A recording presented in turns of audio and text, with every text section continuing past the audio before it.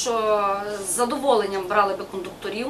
Це додаткові робочі місця, але, на жаль, це знову треба закладати до тарифу і, скажімо, це дає збільшення знову тарифу. Скажімо, на кожен із автобусів треба приблизно 3 кондуктора, що є вихідні, перша і друга зміна. Так. Тому просто ви відмовляєтеся від цього для того, щоб не здорожчував, я так розумію. Звичайно. Це і є якась, скажімо, економія. Якщо би це треба закладати знову у тариф.